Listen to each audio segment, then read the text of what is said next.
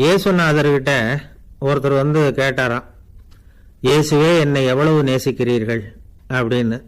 அவர் தன்னுடைய இரு கைகளையும் அகல விரித்து இவ்வளவு என்று சொல்லி சிலுவையில் உயிர் நீத்தார் அப்படின்னு சொல்லுவாங்க. அதாவது அந்த நேசிப்புக்கு எல்லை கிடையாது, அதே போல மன்னிப்புக்கும் எல்லை கிடையாது. இது இயேசுநாதர் சொல்லி கொடுத்த ஒரு பாடம். இயேசுனுடைய சீடர்களில் ஒருத்தன் பீட்டர், அவன் ஒரு நாள் இயேசுநாதர்கிட்ட கேட்டிருக்கான், இயேசுவே நான் வந்து என்னுடைய தம்பிக்கிட்ட அடிக்கடி சண்டை போட்டுக்கிட்டு இருக்கிறேன், என்னுடைய சகோதரன் கூட, அவனை நான் எத்தனை தடவை மன்னிக்கிறது? ஏற்கனவே 7 தடவை அவனை மன்னிச்சுட்டேன் அப்படின்னு சொல்லியிருக்கிறான். அப்போ இயேசு சொன்னாராம், மன்னிக்கிறதுக்கு எத்தனை தடவைங்கிற கணக்கெல்லாம் கிடையாது. எத்தனை தடவை உன்னுடைய சகோதரன் உன்னை கோபப்படுத்துகிறானோ அத்தனை தடவை நீ மன்னிக்கிறதுக்கும் தயாராக இருக்கணும், அதுதான் அப்படின்னு சொன்னாராம். அப்போ இவனுக்கு ஒன்றும் புரியல, இது என்ன அவன் தப்பு பண்ணிக்கிட்டே இருப்பான், நாம் மன்னிச்சுக்கிட்டே இருக்கிறதா அப்படிங்கிறது மாதிரி குழப்பமாக இருந்திருக்கிறான். அப்போ இயேசுநாதர் தன்னுடைய சீடன் பீட்டர்கிட்ட ஒரு கதை சொன்னாராம். அந்த கதை இன்றைக்கு நாம் வந்து எல்லாரும் சிந்தித்து பார்க்க வேண்டிய ஒரு கதை. அதாவது மன்னிப்பை விரும்புகிறவர்கள் மன்னிக்கவும் தயாராக இருக்க வேண்டும் அப்படிங்கிறது தான் அந்த கதையினுடைய தத்துவம். அந்த இயேசுநாதர் சொன்ன கதை என்னன்னா, ஒரு மன்னர் இருந்தார். அவர் ஒரு நாள் அரண்மனையில் உட்காந்து கணக்கு வழக்குகள்லாம் பார்த்துக்கிட்டு இருந்தார். நம்ம அரண்மனையிலேருந்து யார் யார் அரசாங்க கடன் வாங்கியிருக்கிறாங்க, யார் யார் திருப்பி செலுத்தியிருக்கிறாங்க அப்படிங்கிற விவரத்தையெல்லாம் பார்த்துக்கிட்டு இருந்தார். அப்போ தான் புரிஞ்சுது, அந்த அரண்மனையில் வேலை செய்கிற ஒருத்தனே அரசாங்க கடன் ஒரு வாங்கியிருக்கிறான். எவ்வளவு? 10,000 பொற்காசுகள் வாங்கியிருக்கான் கடன். இந்த 10,000 பொற்காசுகளை திருப்பி செலுத்தலை அரசாங்கத்துக்கு. இது மன்னர் கவனத்துக்கு வந்தது. உடனே நம்ம அரண்மனையில் இருக்கிறவனே அரசு கடன் வாங்கி திருப்பி செலுத்தாமல் இருக்கான், அவனை கூப்பிட்டு வாங்கன்னு சொல்லி கூப்பிட்டுட்டு வந்தாங்களாம். விசாரிச்சிருக்கிறாங்க, என்னப்பா நீ எவ்வளவு ஒன்று? ஆமாங்க 10,000 பொற்காசுகள் வாங்கியிருக்கிறேன், இன்னும் திருப்பி கட்டலைன்றிருக்கான். உடனே அவர் மன்னர் சொல்லியிருக்கிறார், நம்ம சட்டத்திட்டப்படி நீ உடனே பணத்தை திருப்பி கட்டிடு, அப்படி உன்னால் கட்ட முடியலன்னா உன்னுடைய வீடு வாசல் சொத்து சுகம் எல்லாத்தையும் விற்று அந்த பணத்தை அரசு கருவூலத்தில் சேர்த்துக்கிறதுக்கு நானே ஏற்பாடு பண்ணிடுறேன் அப்படின்னு அந்த மன்னர் சொன்னாராம்.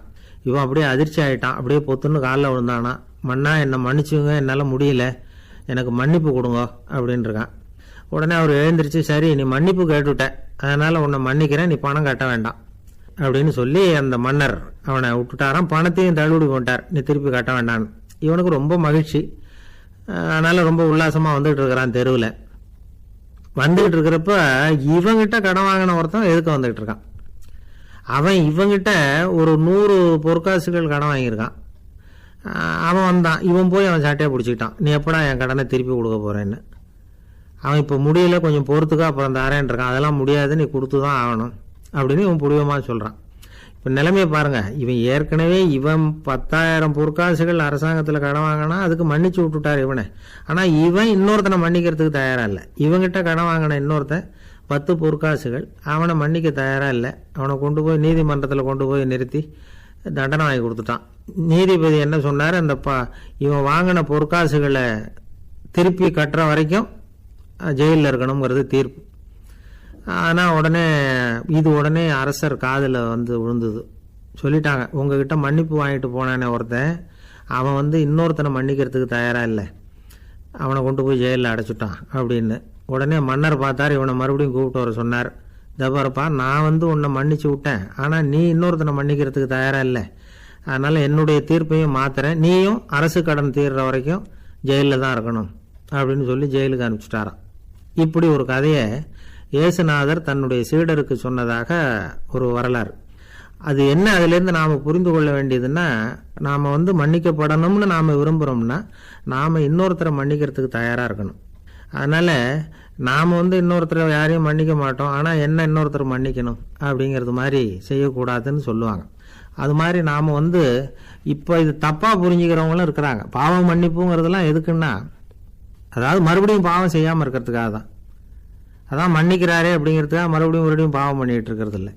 அதான் ஒருத்தர் கேட்டாராம், பாவத்திலேருந்து மன்னிப்பு கிடைக்கணும்னா நீ என்ன செய்யணும் அப்படின்னு கேட்டிருக்கார். அதுக்கு அவன் சொல்லியிருக்கிறான், நான் முதல்ல பாவம் செய்யணும், அப்போ தானே மன்னிப்பு கிடைக்கும் அப்படின்னு நானா. இப்படிப்பட்டவர்கள் தான் இன்றைக்கி உலகத்தில் அதிகமாக இருக்கிறாங்க. அதனால் இந்த மன்னிப்பின் மகத்துவங்கிறது இயேசுநாதர்கிட்டேருந்து தான் நாம் புரிஞ்சுக்கணும். அந்த இயேசு சொன்ன அந்த மன்னிக்கிற மனோபாவம் இருந்தால் இன்றைக்கி உலகம் பூராவும் அமைதி பூங்காவாக இருக்கும். அதில் ஒன்றும் ஆச்சரியமே இல்லை. அதில் ஒன்றும் சந்தேகமும் இல்லை. அதனால் மன்னிக்கிற மனோபாவத்தை நாம் எல்லாரும் நமக்குள்ளே வளர்த்து கொள்ள வேண்டும். அப்படிங்கிறது தான் நாம் இன்றைக்கு எல்லோரும் சிந்தித்து பார்க்க வேண்டிய ஒரு செய்தி. ஜெருசலேம் அங்கே உள்ள ஒரு தேவாலயம், அதில் உள்ள பலிபீடத்தின் முன்னாடி ஒரு பெட்டி உண்டு. அது காணிக்கை பெட்டி. ஆலயத்துக்கு வர்றவங்க பிரார்த்தனை பண்ணிவிட்டு திரும்பி போகிற சமயத்தில் அந்த பெட்டியில் காணிக்கை போடுவாங்க. அவங்களால எவ்வளவு முடியுமோ அவ்வளவு போடுறது வழக்கம். அவங்கவுங்க வசதிக்கு தகுந்த மாதிரி போடுவாங்க. வசதி உள்ளவங்களாக இருந்தாலும் சரி, வசதியே இல்லாத வறியவர்களாக இருந்தாலும் சரி, ஆலய காணிக்கை பெட்டியில் காசு போடுறது அவங்களுக்கு ரொம்ப பெருமையான ஒரு செயல். ஒரு சமயம் இயேசு தம்முடைய சீடர்களோடு அந்த ஆலயத்துக்கு வரார். அங்கே உட்காந்து ரொம்ப நேரம் வழிபாடு பண்ணிட்டு இருக்கிறார். சீடர்களும் அந்த ஜபத்தில் கலந்துக்கிட்டாங்க. வழிபாடு முடிஞ்சுது. இயேசு உட்கார்ந்துருக்கிறார். காணிக்கை பெட்டியில் காசு போடுறவங்கள கவனிக்கிறார். சீடர்களும் அதையே கவனிச்சுக்கிட்டு இருக்கிறாங்க. ரொம்ப பேர் வரிசையாக வந்தாங்க. அவங்களால முடிஞ்ச அளவுக்கு காசு போட்டுட்டு அவங்க பாட்டுக்கு போய்கிட்டு இருக்கிறாங்க. வசதியானவங்க நிறைய பேர் வந்தாங்க. அதுக்கு மத்தியில் வயசான ஒரு அம்மா, அவங்களும் வந்து காசு போட்டுட்டு போகிறாங்க. இப்போ இயேசு தன்னுடைய சீடர்கள் பக்கம் திரும்பினார். ஒரு கேள்வி கேட்டார். இப்போ இந்த காணிக்கை பெட்டியில் நிறைய பேர் வந்து காசு போட்டுட்டு போகிறத நீங்கள் கவனிச்சிங்க. இன்னைக்கு இந்த காணிக்கை பெட்டியில் ரொம்பவும் அதிகமாக காசு போட்டது யார் அப்படின்னு கேட்டார். முதல்ல வந்தார ஒரு பெரிய மனுஷன், அவர் தான் அதிகமாக போட்டார் அப்படின்னாரு ஒருத்தர். மூணாவதா வந்தவர் தான் அதிகமாக போட்டார், நான் கவனிச்சேன் அப்படின்னாரு இன்னொருத்தர். இப்படி ஆளுக்கு ஒரு விதமாக சொல்றாங்க. கடைசியா இயேசு சொன்னாராம், இன்றைக்கு அந்த பெட்டியில் அதிகமாக காசு போட்டவங்க அந்த வயசான அம்மா தான் அப்படின்னாராம். சீடர்களுக்கு ஒன்றும் புரியல. அந்த அம்மா ரொம்ப ஏழையாச்சே, அவங்க எப்படி அதிகமாக காணிக்கை செலுத்த முடியும் அப்படிங்கிறது அவங்க சந்தேகம். இயேசு விளக்குனார். நிறைய பேர் வந்தாங்க, நிறையவே காசுகள் போட்டாங்க, அது உண்மைதான். ஆனாலும் அந்த அம்மா என்ன பண்ணாங்க கவனிச்சிங்களா? வந்தாங்க, தன்னுடைய காசு பையை திறந்தாங்க, அப்படியே கொட்டுனாங்க. அதில் இருந்தது ரெண்டு காசுகள் தான். அந்த 2 காசும் காணிக்கை பெட்டியில் விழுந்துட்டுது. மற்றவங்க எல்லாம் தங்கள்கிட்ட இருந்த செல்வத்தின் ஒரு சிறு பகுதியை எடுத்து பெட்டியில போட்டாங்க. ஆனா இந்த அம்மா தன்கிட்ட என்ன இருந்ததோ அதை அப்படியே போட்டுட்டாங்க. தன்னுடைய பிழைப்புக்காக வச்சிருந்த அவ்வளவையும் இழக்கிறதுக்கு தயாராயிட்டாங்க. அவ்வளவு தாராள மனசு அவங்களுக்கு. அதனால அவங்க செலுத்தின காணிக்கை தான் அளவுல அதிகம் அப்படின்னார். விலை மதிப்பில்லாத முத்து புதையல் ஒருத்தனுக்கு கிடைக்க போகுதுன்னு வச்சுக்கோங்க. அதன் மதிப்பை உணர்ந்தவன் என்ன பண்ணுவான்? அதை அடையறதுக்காக தன்கிட்ட இருக்கிற எதையும் கொடுக்கறதுக்கு தயாரா இருப்பான் இல்லையா? அது மாதிரிதான் இதுவும் அப்படின்னார். உலக மதிப்பீடுகளை துரும்பா தூசியா மதிச்சு அதையெல்லாம் உதறி விடுகிறவன் இறையருள் அப்படிங்கிற இணையில்லாத செல்வத்தை பெறுகிறான் அப்படிங்கிறது இதுல உள்ள கருத்து. இறைவனுக்காக இழப்பதுன்னா துன்பப்படுகிறவர்களுக்காக, ஏழைகளுக்காக, ஏதுமற்றவர்களுக்காக இழப்பது அப்படின்னு அர்த்தம். உங்கள் அயலானுக்கு நீங்கள் என்ன உதவி செய்தாலும் அதை எனக்கே செய்கிறீர்கள் அப்படின்னு இயேசு சொல்லி இருக்கிறார். அடுத்தவங்களுக்கு உதவணுங்கிற குணம் இன்னைக்கு ரொம்ப குறைஞ்சு போச்சு. ஒருத்தன் வாழைப்பழத்தோல் வழுக்கி கீழே விழுந்துட்டான். பக்கத்துல இருந்த நண்பன் உடனே இவனை தூக்கிட்டு போய் ஆஸ்பத்திரியில சேர்த்துட்டான். அதுக்கப்புறம் சொன்னான், நீ அந்த வாழைப்பழத்தோல்ல காலை வைக்க போறத முன்னாடியே நான் கவனிச்சுட்டேன் அப்படின்னானா. அப்படின்னா அப்பவே நீ எனக்கு உதவி செஞ்சிருக்கலாமே அப்படின்னானா அவன். நான் டாக்டருக்கு உதவலாம்னு நினைச்சுட்டேன் அப்படின்னா இவன். ஒரு விவசாயி விதைக்கிறதுக்காக வயல்வெளி பக்கம் போறார். விதைகளை அள்ளி வீசினார். அப்போ என்ன ஆச்சுன்னா, சில விதைகள் பாதை ஓரத்தில் விழுந்தது. சில விதைகள் முள் செடிகள் மண்டி இருந்த புதருக்கு இடையில விழுந்தது. சில விதைகள் நல்ல நிலத்தில் விழுந்தது. பாதை ஓரத்தில் விழுந்த விதை என்ன ஆச்சுன்னா, அதெல்லாம் பறவைகள் கண்ணில் போட்டுவிட்டுது. உடனே உட்காந்து கொத்தி தின்னுட்டு போட்டுது. அதிகமாக மண் இல்லாத பாறை பகுதியில் விழுந்த விதையெல்லாம் லேசாக வேர் விட்டு முளைக்க ஆரம்பிச்சுது.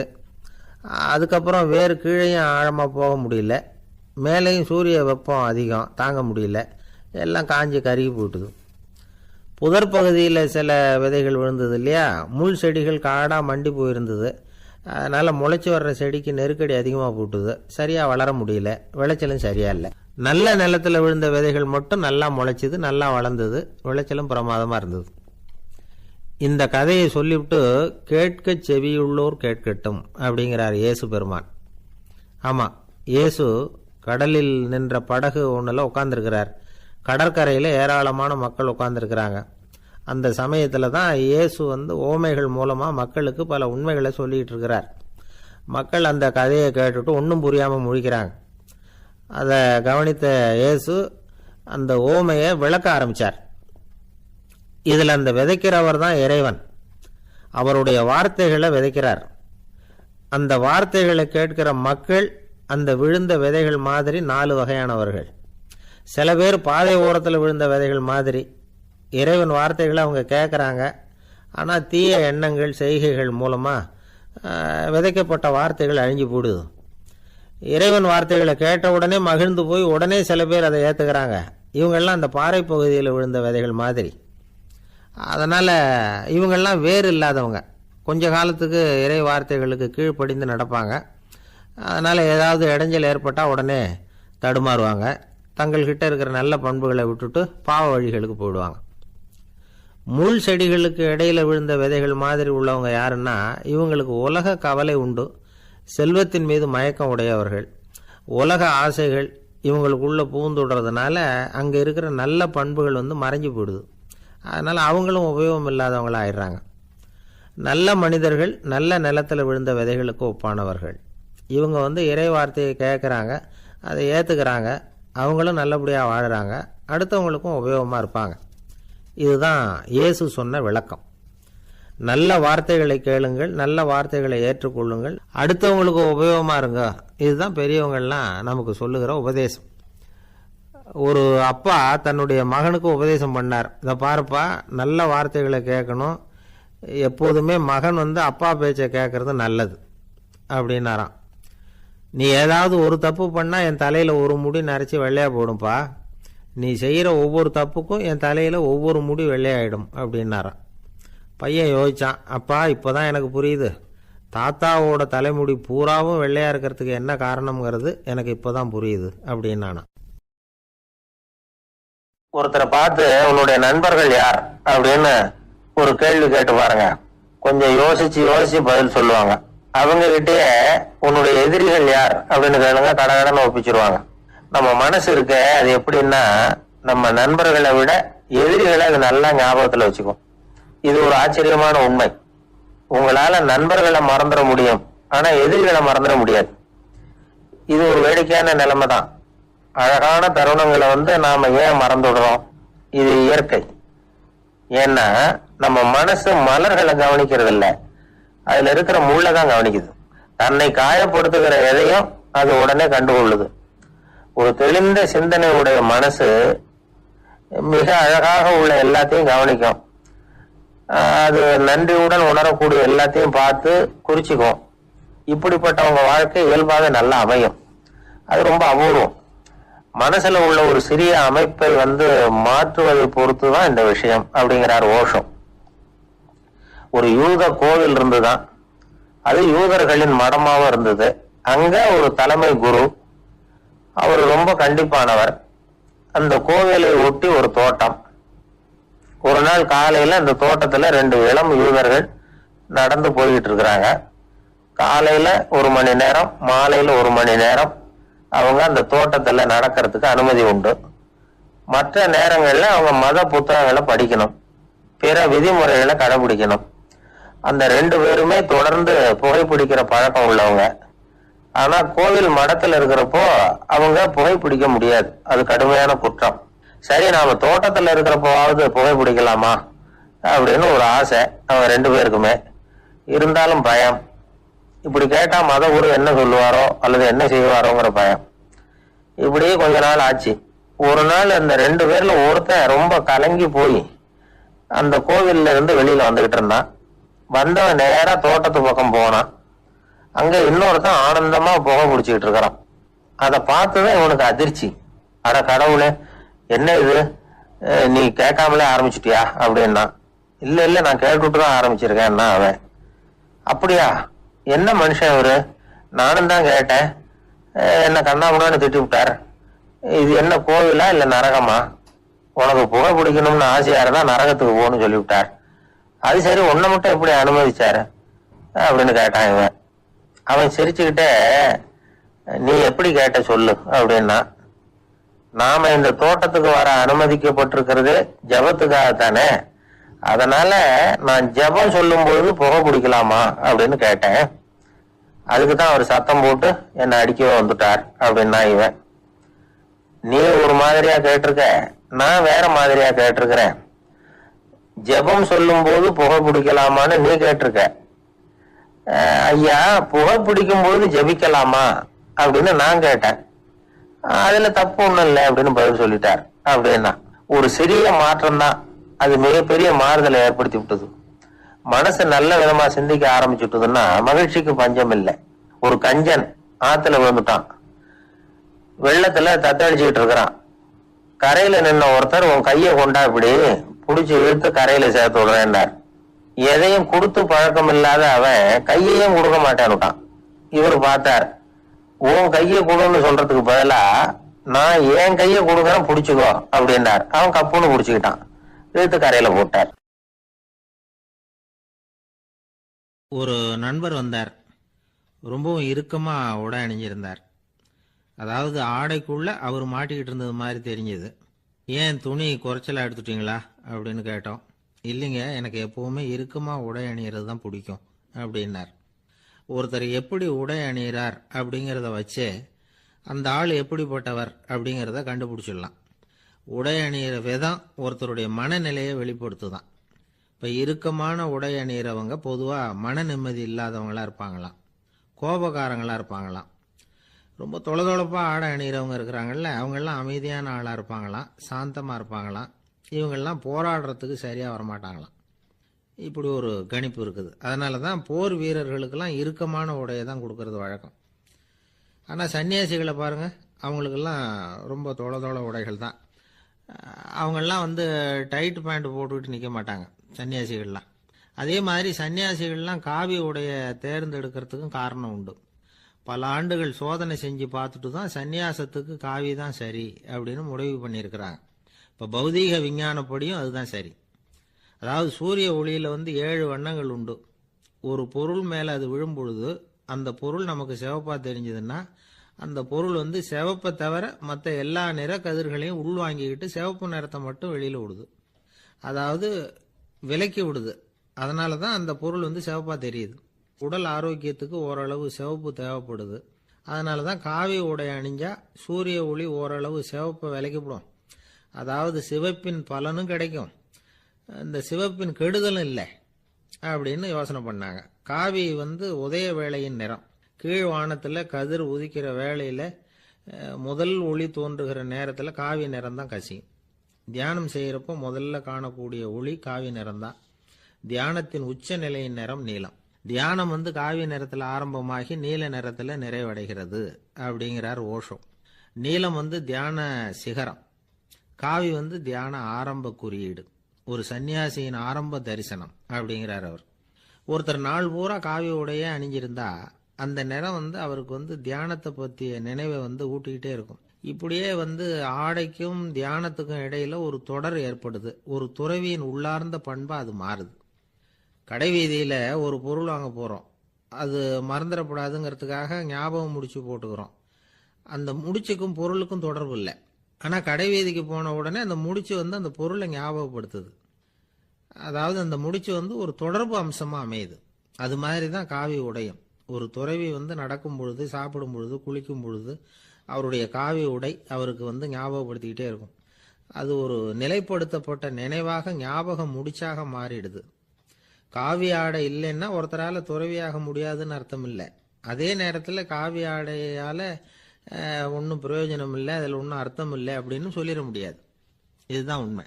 இவ்வளவு தூரம் காவி ஆடையை பற்றி சொல்கிறதுனால எல்லாரும் சன்னியாசியாக போயிடுங்கோ அப்படின்னு நாம் சொல்கிறதாக யாரும் நினச்சிடக்கூடாது. மனசுக்கும் நிறத்துக்கும் உள்ள சம்பந்தத்தை தெரிஞ்சுக்கிறதுக்காகத்தான் இவ்வளவும். நமக்கு தெரிஞ்ச நண்பர் ஒருத்தர் இருக்கிறார், ஆஃபீஸில் வேலை பார்க்குறவர். ஒவ்வொரு மாதமும் 20ஆம் தேதிக்கு பிறகு அவரை போய் பார்த்தீங்கன்னா காவி உடை அணிஞ்சிக்கிட்டு, கண்ணை மூடிக்கிட்டு, கை ரெண்டையும் விரித்து வச்சுக்கிட்டு தியானத்திலேயே உட்காந்துருப்பார். ஏன் இப்படி பண்ணுறீங்கன்னு கேட்டேன்.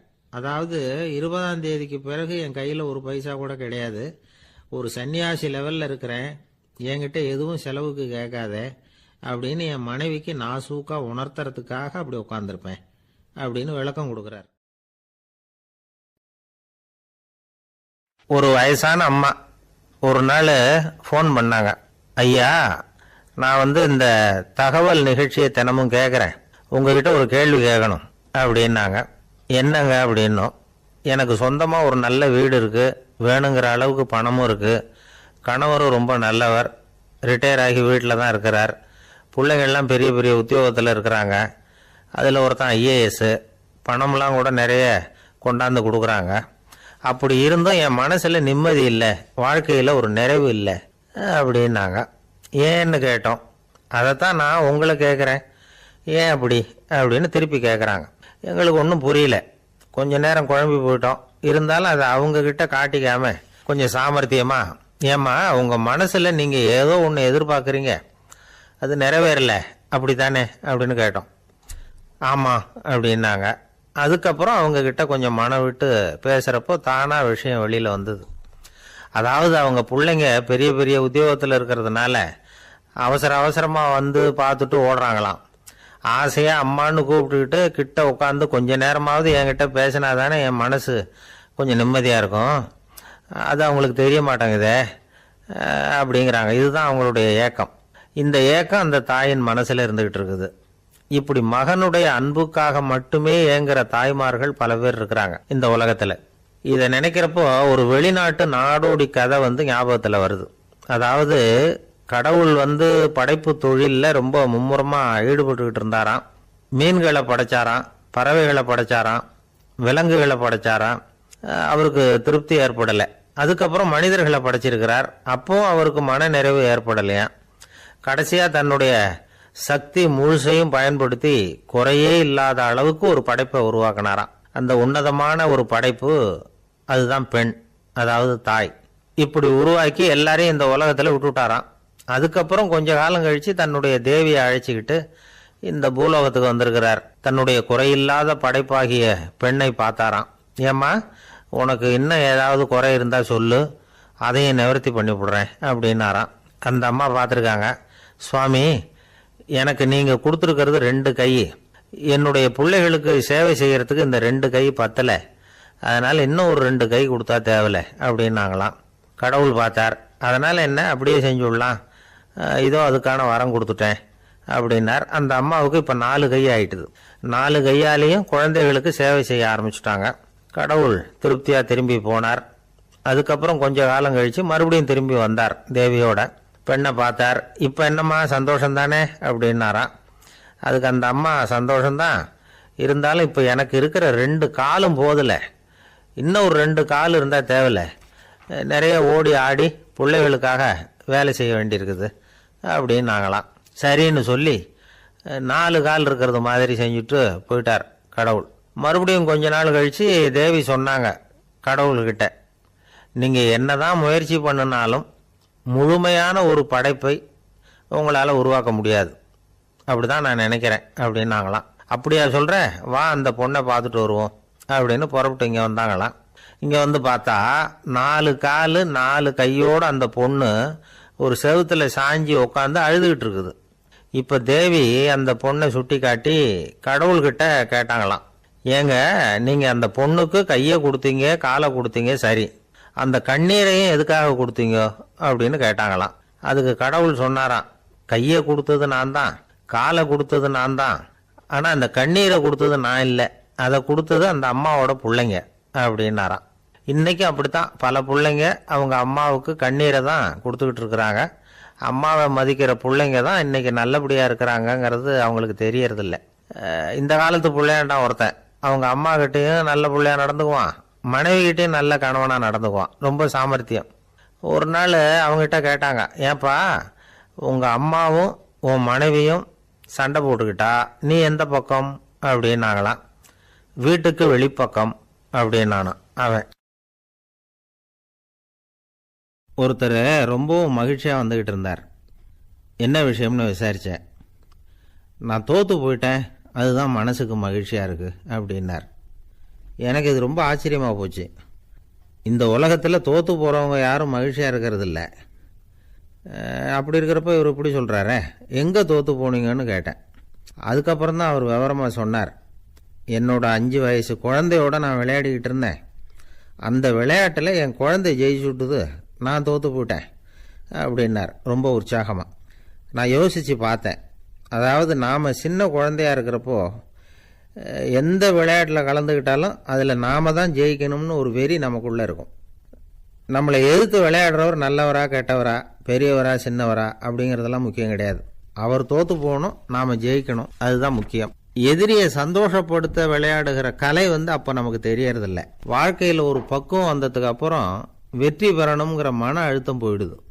போட்டியில் ஜெயிக்கணுங்கிறத விட குழந்தையை சந்தோஷப்படுத்தணுங்கிறது முக்கியமாக போச்சு. ஜெயிக்கணுங்கிற வெறி ஓடி போட்டுது. ஒரு குழந்தையாக இருந்தப்போ நம்ம வளர்ச்சிக்கு உதவிய வெறி பெரியவனானதுக்கு பிறகு நமக்கு எதிரியாக மாறுது. அதை சரியான சமயத்தில் நாம் புரிஞ்சுக்கிட்டோம்னா போதும், நாம் பொழைச்சிக்கலாம். ஒவ்வொரு மனுஷனுமே வாழ்க்கையோட அடுத்த கட்ட வளர்ச்சியில் அடி எடுத்து வைக்கிற நேரத்தில் தன்கிட்ட இருந்து ஏதோ ஒரு குணத்தை அல்லது தன் குணம் இருந்த ஏதோ ஒரு உறவை நாம் இழக்கத்தான் வேண்டியிருக்குது. ஒரு கட்டம் வரைக்கும் உதவியாக இருந்த குணம் அடுத்த கட்டத்துக்கு தடையாக கூட மாறிடலாம். இந்த பரிமாண மாற்றத்துக்கு உள்ளாகிற ஒவ்வொருத்தரும் பிரத்யட்சமாக இதை உணர்றாங்க. ஆனால் பல பேர் எப்படின்னா பழசை திறந்துவிட்டு புதிய கொள்கைகளை உருவாக்கிக்கிறதுக்கு இஷ்டம் இல்லாமல் இருந்துடுறாங்க, அல்லது அப்படி செய்ய முடியாமல் தவிக்கிறாங்க.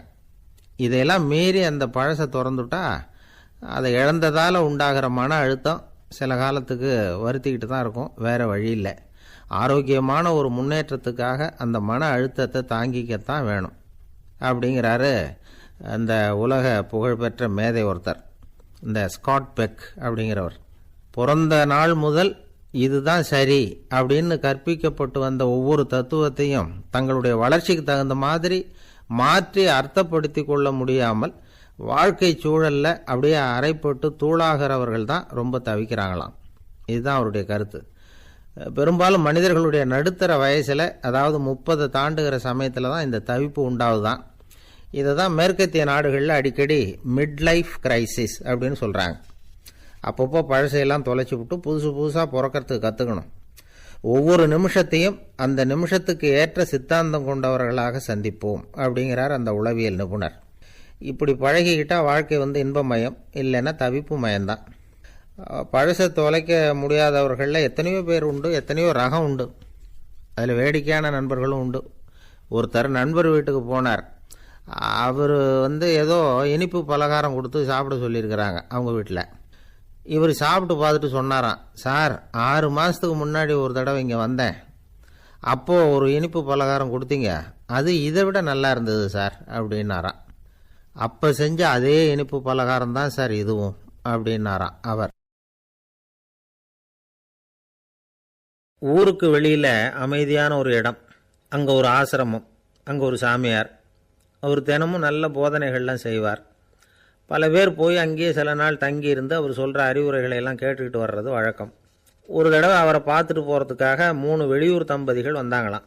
அந்த மடத்திலேயே சாப்பிட்டுக்கிட்டு தங்கி இருந்து அவங்களுடைய போதனைகளை கேட்டுக்கிட்டு போகணுங்கிறது அவங்க நோக்கம். காலையில் குளிச்சுட்டு பூஜையில் உட்காந்தார் அந்த சுவாமி. இவங்களும் குளிச்சுட்டு அந்த பூஜையை பார்க்கறதுக்காக அவர் முன்னாடி உட்காந்தாங்க. பூஜை ஆரம்பமாச்சு. சம்பிரதாயப்படி அது ரொம்ப நேரம் நடந்துக்கிட்டே இருக்குது. இவங்களுக்கு நல்ல பசி இருந்தாலும் இந்த நேரத்தில் அதை எப்படி வெளியில் காட்டிக்கிறது? பேசாமல் இருந்தாங்க. அந்த சுவாமி பூஜையை முடித்தார். அதுக்கப்புறம் பேச ஆரம்பித்தார். பேச்சு அருமையாக தான் இருந்தது, அமிர்தமாக தான் இருந்தது. இருந்தாலும் இவங்களுக்கு இருக்கிற வயிற்று பசி அது சரியாக கவனிக்க விடலை. அந்த சுவாமியே இதை கவனித்ததா தெரியல. இவங்களுக்கு மனசுக்குள்ளே ஒரு எண்ணம், உள்ளே சாப்பாடு தயாராகிட்டு இருக்கும் போல இருக்குது, இந்த பேச்சு முடிஞ்சது நம்மளை உள்ளே அழைச்சிட்டு போய் சாப்பாடு போடுவாங்கன்னு நினைக்கிறோம் அப்படின்னு இவங்களாம் நினச்சிக்கிட்டாங்க. ஆனால் சுவாமி இதை பற்றி எதுவுமே பேசலை, கண்டுக்கலை. ஒரு அம்மாவால் அதுக்கு மேலே சும்மா இருக்க முடியுமா? முடியல. சாப்பாட்டை கவனிக்கலாமா அப்படின்னு சொல்லி மெதுவாக ஆரம்பித்தாங்க. கவனிக்கலாமே அப்படின்னு உள்ளே அழைச்சிட்டு போனார் சுவாமி. இவங்க ரொம்ப அவசரமாக எழுந்திருச்சு உள்ளே ஓடினாங்க. அங்கே ஒரு மேஜை மேலே ஒரு கிண்ணம் மூடி இருந்தது. இதுதான் சாப்பாட்டு மேஜை போல இருக்குது, இங்கே சாப்பாடு வந்துடும் அப்படின்னு நினச்சாங்க. உடனே போய் சுற்றி உட்காந்துக்கிட்டாங்க. சுவாமி அந்த கிண்ணத்தை எடுத்து அந்த அம்மா கிட்ட கொடுத்தார். அவங்க அதை வாங்கி மூடியை திறந்து பார்க்குறாங்க. உள்ளே ஒரு சாவி இருக்குது. சரிதான், இது சமையலறை சாவி போல் இருக்குது, அங்கே போய் அதை திறந்து சாப்பாட்டை நாமே எடுத்துக்கிட்டு இங்கே வச்சுக்கிட்டு சாப்பிட்ணும் போல இருக்குது அப்படின்னு நினச்சாங்க. சாவி இருக்கு இல்லையா, வாங்க பூட்டு நிறையா காட்டுறேன் அப்படின்னு சுவாமி அவங்கள அழைச்சிட்டு போனார், காட்டினார். இவங்க அந்த அறையை ரொம்ப ஆவலோடு திறந்தாங்க. உள்ளே பார்த்தா அங்கே அரிசி, பருப்பு, விதவிதமான காய்கறி எல்லாம் இருக்குது. சமையலுக்கு வேண்டிய மிளகாய், எண்ணெய், பால், தயிர், நெய் இப்படி எல்லாமே இருக்குது. அடுப்பு, விறகு, நெருப்பு போட்டி அது கூட அங்கே இருக்குது. சாப்பாடு தயாராக இருக்கும்னு நினச்சிக்கிட்டு போனால் இப்படி இருக்குதே அப்படின்னு சொல்லி அதை பார்த்ததும் ரொம்ப சோர்ந்து போட்டாங்க அவங்க. சுவாமி, என்ன இது சாப்பாடு இல்லையா அப்படின்னாங்க. அதுதான் சாப்பாட்டுக்கு வேண்டிய எல்லாம் இங்கே இருக்குதே. அடுப்பு மூட்டி நீங்கள் தான் அவங்கவுங்க ருசிக்கு தகுந்த மாதிரி சமைச்சிக்கணும். இந்த சன்னியாசிக்கு எப்படி சமைக்க தெரியும் அப்படின்னு கேட்டார் சுவாமி. சாப்பாடு தயாராக இருக்கும்னு நாங்கள் எதிர்பார்த்தோம் அப்படின்னாங்க. நீங்கள் இப்படி சொல்லுவீங்கன்னு நானும் எதிர்பார்த்தேன். இது வரைக்கும் நான் எவ்வளவோ தத்துவம்லாம் எடுத்து சொன்னேன். எல்லாத்தையும் விட இதுதான் அனுபவபூர்வமான தத்துவம். ஆண்டவன் நமக்கு நல்ல மனசை கொடுத்துருக்குறான், நல்ல வாய்ப்புகளையும் தந்திருக்கிறான், அதையெல்லாம் பயன்படுத்திக்கக்கூடிய மூளையையும் சிந்தனையையும் கொடுத்துருக்குறான். அதனால் அடுப்பை தான் நீங்கள் மூட்டணும். அடுப்பை நீங்கள் தான் மூட்டணும். உங்களுக்கு உகந்ததை நீங்கள் தான் சமைச்சு ருசித்து அனுபவிக்கணும். ஆண்டவனே அதை செஞ்சுக்கிட்டு இருக்க மாட்டான் அப்படின்னாராம் அந்த சுவாமி. நம்முடைய வாழ்க்கையில் பல நல்ல பலன்களை பெறுறதுக்கு நாம் தான் முயற்சி பண்ணணும். அதுக்குரிய சூழ்நிலையை தான் ஆண்டவன் கொடுப்பானே தவிர அதை விளக்கிறதுக்காக தான் அந்த சுவாமி அப்படி செஞ்சு காட்டியிருக்கிறார். இது ஒரு பெரியவர் இப்படி ஒரு விளக்கம் கொடுத்தார். அதுக்கப்புறம் அந்த 3 தம்பதிகளும் தெளிவடைஞ்சுட்டாங்களாம்.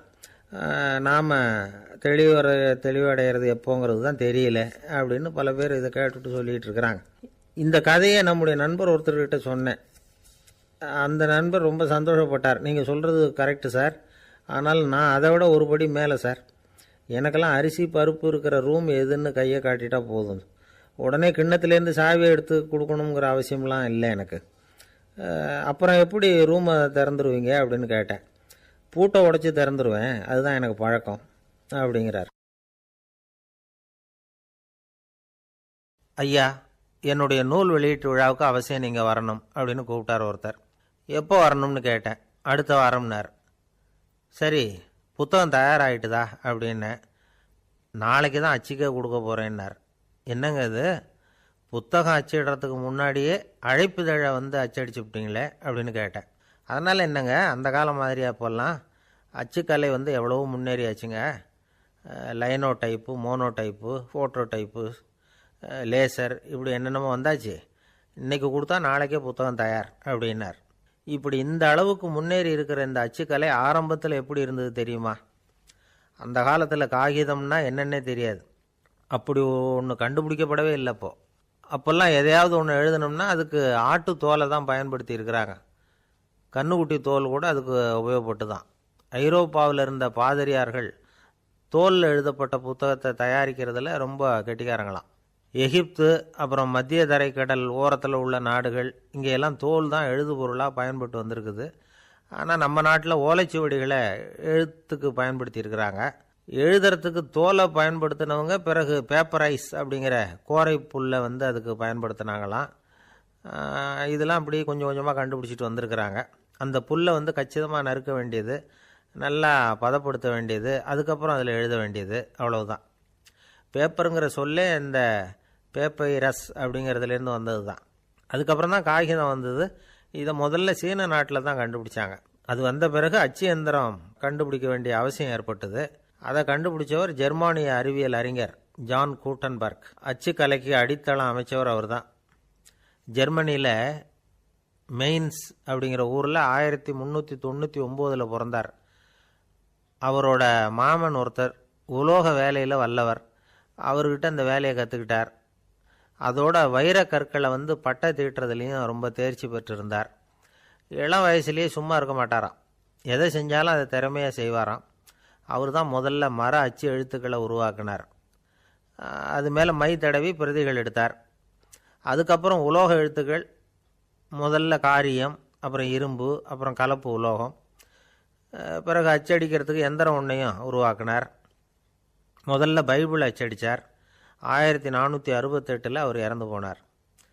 16ஆம் நூற்றாண்டில் மேலை நாடுகளிலிருந்து மர எழுத்துக்களை கொண்டுகிட்டு தமிழ்நாட்டில் கிறிஸ்தவ நூல்களை அச்சிட்டாங்க. அப்போல்லாம் அச்சகங்கள் போதிய அளவுக்கு இங்கே இல்லை. அதுக்கு என்ன காரணம்னா, இந்தியர்கள் அச்சகங்களை நடத்தக்கூடாது அப்படின்னு சட்டம். 1835 வரைக்கும் அந்த சட்டம் நடைமுறையில் இருந்தது. இந்த நிலைமையில் அங்கேயும் இங்கேயுமா 1-2 அச்சகங்கள் ஆரம்பமாச்சு. 1713 தரங்கம்பாடியில் லூத்தரன் மிஷன் அச்சகம், அதே ஆண்டில் சென்னையில் SPCK அச்சகம். இது ரெண்டும் தான் இந்தியாவில் முதல்ல தொடங்கப்பட்ட அச்சகங்கள். ஆட்டுத்தோல்லையும் ஓலைச்சுவடியிலையும் எழுதப்பட்ட எழுத்துக்கள் இன்றைக்கி எங்கேயோ போயிடுது. ஆனால் நம்ம ஊரில் எழுத்தாளர்கள் நிலைமை தான் ஒன்றும் சொல்லிக்கிறது மாதிரி இல்லை. நம்ம ஆள் ஒருத்தர் சொன்னார், சார் நான் சொந்தத்தில் ஒரு அச்சாபீஸ் வச்சுருந்தேன், இப்போவும் வச்சுருக்கிறேன். அதனால் என்னுடைய படைப்புகளை புத்தகமாக வெளியிடுறதில் எனக்கு ஒன்றும் கஷ்டம் இல்லை. வருஷத்துக்கு ஒரு புத்தகம் எழுதி வெளியிட்டுருவேன். 15 வருஷமாக இலக்கிய உலகத்துக்கு இப்படி சேவை செஞ்சுக்கிட்டு வர்றேன். ஆனால் இந்த வருஷம்தான் வாசகர்கள் எனக்கு பாராட்டு விழா நடத்தியிருக்கிறாங்க அப்படின்னார். இந்த வருஷம் அப்படி என்ன விசேஷம் அப்படின்னு கேட்டோம். இந்த வருஷம்தான் நான் எந்த புத்தகம் எழுதி வெளியிடாமல் இருந்தேன், அதுக்காகத்தான் எனக்கு இந்த பாராட்டு விழா அப்படின்னார். ஒரு நண்பர் இருக்கார், எப்போ பார்த்தாலும் கையில் ஒரு புத்தகம் இருக்கும். புத்தகம் இல்லாமல் எங்கேயும் புறப்பட மாட்டார். எதுக்காக இப்படி எடுத்துகிட்டு போகிறீங்க அப்படின்னு கேட்டால், எனக்கு இது ஒரு நல்ல நண்பன் மாதிரி, இந்த காலத்தில் எங்கே போனாலும் காத்திருக்க வேண்டியிருக்கு, அது மாதிரி சமயத்தில் நான் நண்பன் கூட பேசிக்கிட்டு இருப்பேன் அப்படிம்பாரான். ஒருத்தர் ஒரு பெரிய அரச பதவியில் இருந்தார். அவர் பதவியிலேருந்து இறங்க வேண்டிய சூழ்நிலை. அரசு கொடுத்துருந்த வீட்டை விட்டுட்டு வெளியில் வர்றார். வரும்பொழுது 2 கையிலையும் 2 பெட்டியை எடுத்துகிட்டு வந்தாராம். சார் உங்களுடைய உடைமைகள் அப்படின்னு கேட்குறாங்க அங்கே இருந்த ஊழியர்கள். இவர் தன்னுடைய கையில் இருக்கிற பெட்டியை காட்டி, இதுதான் என்னுடைய சொத்து அப்படின்னாராம். ஒரு பெட்டியில் அவருடைய உடைகள், இன்னொரு பெட்டியில் அவர் விரும்பி படிக்கிற புத்தகங்கள். அவ்வளவுதான். இதுதான் இருந்துதான். புத்தகம் படிக்கிறது மனசுக்கு நல்லதுங்கிறது நமக்கு தெரியும். புத்தக வாசிப்பு உடம்புக்கும் நல்லதுங்கிறாங்க. அது நமக்கு ஆச்சரியமாக தான் இருக்குது. ஒரு நபர் ஒரு வருஷத்தில் சராசரியாக 2000 பக்கங்களை படிச்சிருக்கணுமா, யுனெஸ்கோ பரிந்துரை. ஆனால் நம்ம நாட்டில் நாம் சராசரியாக படிக்கிறது 32 பக்கங்கள். அவ்வளவுதான். இவ்வளவுக்கு நம்ம நாட்டில் 6000க்கும் மேற்பட்ட நாளேடுகள், 2000க்கும் மேற்பட்ட இதழ்கள், மலர்கள், இவ்வளவு இருந்தும் சரியாக வரல. இந்த உலகத்தில் முதல் நூலகம் எங்கே எப்போ ஆரம்பமாச்சு தெரியுமா? கிமு 2500 ஆண்டில் அது ஆரம்பமாயிருக்குது. பாபிலோனியாவில் அமில் அணு அப்படிங்கிற அரசன் தான் நூலகத்தை உருவாக்கி இருக்கிறான். அப்போல்லாம் தாள் கிடையாது, களிமண் தான். களிமண் பலகைகளில் எழுதி அது தொகுத்து அப்படியே நூலாக்கி அதை நூலகத்தில் வச்சுருப்பாங்களாம். அரசருடைய நூலகத்தில் 1000க்கும் மேற்பட்ட நூல்கள் இருந்ததாக வரலாற்று குறிப்பு இருக்குது. அது மட்டும் இல்லை, அந்த நூலகத்தில் பொருள் வாரியாக, அதாவது சப்ஜெக்ட் வாரியாக புத்தகங்களை வகைப்படுத்தி வச்சுருந்தாங்களாம். அதில் மிச்சம் இருந்த ஒரு 25 களிமண் பலகை புத்தகங்கள் இன்றைக்கும் பிரிட்டிஷ் அருங்காட்சியகத்தில் இருக்குதான். அச்சு தாள் இதெல்லாம் ஏற்பட்டதுக்கு அப்புறம் அமைக்கப்பட்டது தான் பிரான்சில் இருக்கக்கூடிய பாரிஸ் நூலகம். 1480 பிரெஞ்சு மன்னர் 11ஆம் லூயி இந்த நூலகத்தை அமைச்சாராம். ஆனால் அப்போல்லாம் அரசர்கள் மட்டும்தான் நூலகத்தை பயன்படுத்த முடியுமா. அதுக்கப்புறம் 17ஆம் நூற்றாண்டில் இந்த முறை மாறி பொதுமக்கள் அங்கே போகலாம், படிக்கலாம் அப்படிங்கிற நிலைமை வந்துதான். போட்லியன் நூலகம் அப்படின்னு அதுக்கு பேர், பாரிஸ் நகரத்தில் இருக்குது. அங்கே தான் நூல்களின் பட்டியல் தயாரிப்பு பணி ஆரம்பமாச்சு. கல்வி வளர்ச்சியையும் நூலகத்தையும் இணைச்சவர் நெப்போலியன் போனபார்ட். முன்பணம் செலுத்தி புத்தகத்தை படிக்கிற முறையையும் அவர் தான் கொண்டுட்டு வந்தாராம். மக்கள்கிட்ட வசூலிக்கிற வரியின் ஒரு பகுதியை நூலகத்துக்கு பயன்படுத்தினவரும் அவர் தானா. நெப்போலியன் நூலகத்தில் உலகத்தில் உள்ள எல்லா மொழி நூல்களும் இருக்குதான். அங்கே ஒரு தமிழ் நூலும் இருந்திருக்குது. அது என்னென்னா கம்பராமாயணம். சோவியத் யூனியனுக்கு படையெடுத்து போனப்போ அங்கேருந்து லட்சக்கணக்கான புத்தகங்களை இந்த பனிச்சறுக்கு வாகனங்கள் இருக்குல்ல, அதில் கொண்டுகிட்டு வந்ததாக வரலாறு. அடுத்தபடியாக குறிப்பிட்டு சொல்லத்தக்க நூலகம் எதுன்னா பிரிட்டிஷ் நூலகம். மிக பழைய கையெழுத்து பிரதியெல்லாம் கூட அங்கே இருக்குது. 1753 ஆரம்பமாச்சு. அதில் உள்ள நூல்களை வரிசையாக அடுக்கினா 180 கிலோமீட்டர் நீளத்துக்கு வருமா. மிகப்பெரிய நூலகம் அமெரிக்க தலைநகர் வாஷிங்டனில் இருக்குதான்.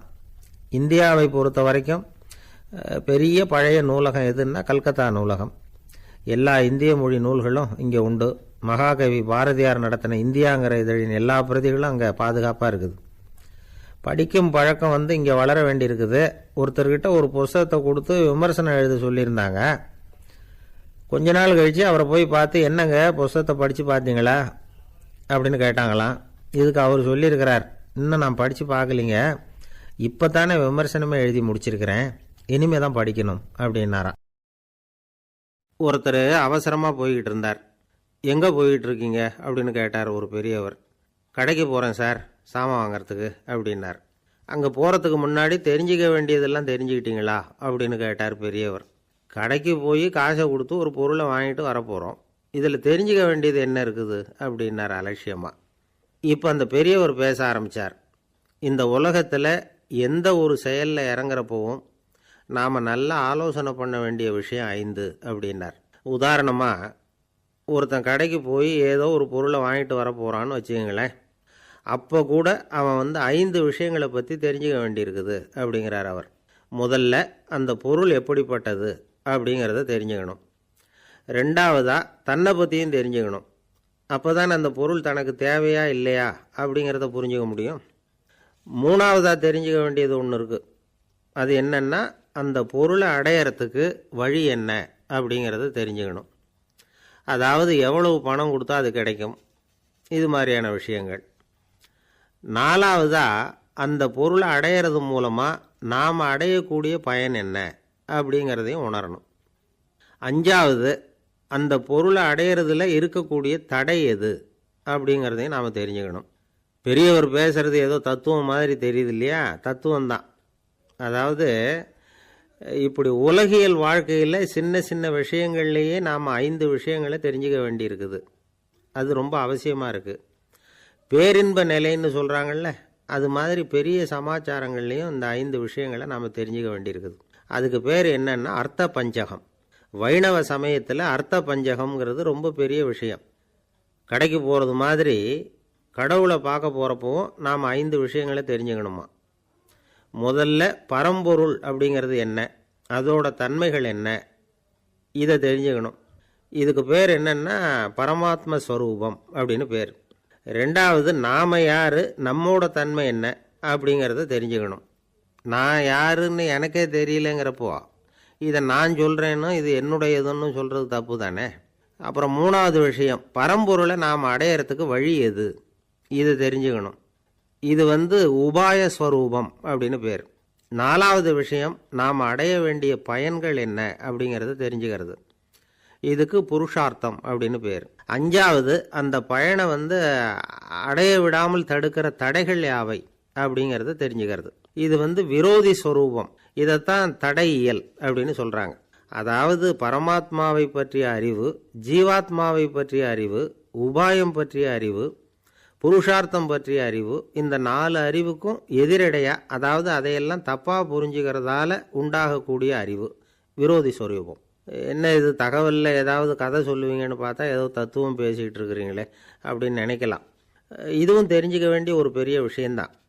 காதில் போட்டு வச்சா எப்போவாவது உபயோகப்படும். என்னுடைய நண்பர் ஒருத்தர் ஒரு நாள் என்கிட்ட சொன்னார், சார், அடுத்த மாதம் தஞ்சாவூரில் ஒரு கல்யாணம், போகிறதா வேண்டாமா அப்படின்னு ஒரே குழப்பமாக இருக்குது அப்படின்னார். நான் உடனே இந்த அர்த்த பஞ்சக உபதேசம் பண்ண ஆரம்பித்தேன். அவர் எல்லாத்தையும் பொறுமையாக கேட்டுவிட்டு, சரி சார், நான் போகிறதுன்னு முடிவு பண்ணிவிட்டேன்னார்.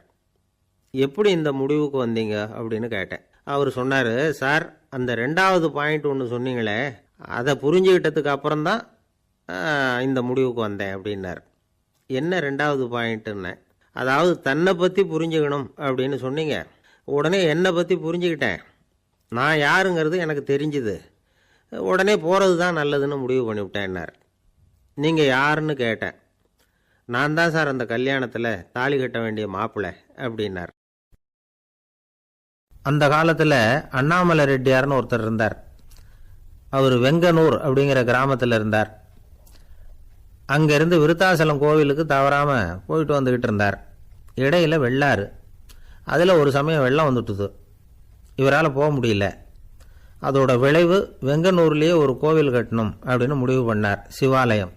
அந்த சமயத்தில் வடநாட்டில் பஞ்சம். அதனால் அங்கிருந்த பல சிற்பிகள் தென்னாட்டை நோக்கி வர ஆரம்பித்தாங்க.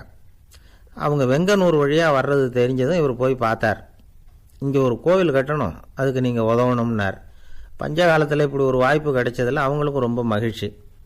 உற்சாகத்தோடு ஒத்துக்கிட்டாங்க. ஆலய திருப்பணி ஆரம்பமாச்சு. அவங்களுக்கு வேண்டிய எல்லா வசதிகளையும் இவர் செஞ்சு கொடுத்தார். அவங்களுக்கு எந்த குறையும் இல்லாமல் பார்த்துக்கிட்டார். அது மட்டும் இல்லை, ஒவ்வொரு நாள் அங்கே வருவார். உங்களுக்கு என்ன வேணும் எது வேணும்னு கேட்பார். ஏதாவது குறை இருந்தால் சொல்லுவாங்க, உடனே தீர்த்து வைப்பார். இவரும் கேட்பார், எந்த குறையாக இருந்தாலும் என்கிட்ட சொல்லுங்க அப்படின்னு சொல்லுவார். அதை தவிர இவராகவே கவனித்தும் அவங்களுக்கு என்னென்ன தேவைங்கிறத கண்டுபிடிச்சி அதையெல்லாம் வந்து கொடுத்துக்கிட்டு இருப்பார். என்ன தேவைன்னாலும் அதை நிறைவேற்றி வச்சுருவார். அந்த சிற்பிகளின் தலைவன் ஒருத்தன், அந்த ஆளுக்கு வெத்தலை பாக்கு போடுறது பழக்கம். இதை தெரிஞ்சுக்கிட்டு அதுக்காகவே ஒரு ஆளை வந்து ஏற்பாடு பண்ணார். வேணுங்கிறப்போலாம் நீ வந்து வெத்தலை சீவல் மடித்து கொடுக்க வேண்டியது உன் வேலை அப்படின்னு ஒருத்தனை ஏற்பாடு பண்ணிட்டார். இப்படியெல்லாம் செஞ்சதும் அவங்களுக்கும் ரொம்ப உற்சாகம். ரொம்ப பொறுப்பாக சிற்ப வேலைகளை செஞ்சுக்கிட்டு இருக்கிறாங்க. ஒரு நாள் என்னாச்சு தெரியுமா? அந்த சிற்பிகளின் தலைவன் ரொம்ப நுணுக்கமாக ஒரு வேலையை செஞ்சுக்கிட்டு இருக்கிறான். சாரம் போட்டு அது மேலே படுத்துக்கிட்டு அண்ணாந்து பார்த்து உச்சியில் நுணுக்கமான சிற்பங்களை உருவாக்கிக்கிட்டு இருக்கான். சிற்பியின் கவனம் செதறப்படாதுங்கிறதுனால இவர் மெதுவாக சத்தம் போடாமல் கிட்ட போய் நின்று அதை கவனிச்சுக்கிட்டு இருக்கிறார். அந்த சிற்பி வழக்கம் போல் வெத்தலை பாக்குக்காக இடது கையை கீழே நீட்டினான். அந்த சமயம் பார்த்து அவருக்கு தாம்பூலம் கொடுக்குறவன் அங்கே இல்லை, எங்கேயோ போயிருக்கிறான். அண்ணாமலை ரெட்டியார் என்ன பண்ணார் தெரியுமா?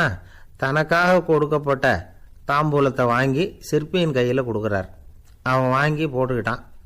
இது என்ன இன்னைக்கு வெத்தலை சீவல் வேறு மாதிரி இருக்குது, வாசனை தாம்பூலமாக இருக்குது அப்படின்னு யோசனை பண்ணிவிட்டு கீழே திரும்பி பார்க்குறார். பார்த்தா ரெட்டியார் மறுபடியும் சிற்பி கை நீட்டும் பொழுது கொடுக்கறதுக்காக தாம்பூலத்தை மடித்து வாங்கி வச்சுக்கிட்டு தயாராக நிற்கிறார். சிற்பிக்கு அதிர்ச்சி. உடனே பொத்துன்னு கீழே குதிச்சான். ஐயா, என்ன இது நீங்களா அப்படின்னா. இவர் சொன்னார், நான் ஒன்றும் தப்பு பண்ணலையே, உன்னுடைய கை புண்ணியம் செஞ்ச கை, கோயில் கட்டுற கை, அந்த கைக்கு தாம்பூலம் கொடுக்கறதுல என்ன தப்பு அப்படின்னாராம். ஏற்கனவே பஞ்சத்தில் அடிபட்டு வந்த எங்களை நீங்கள் ஆதரித்ததே பெரிய விஷயம். இந்த செயல் வந்து என்னை ஒரு பெரிய கடனாளி ஆக்கிவிட்டுது.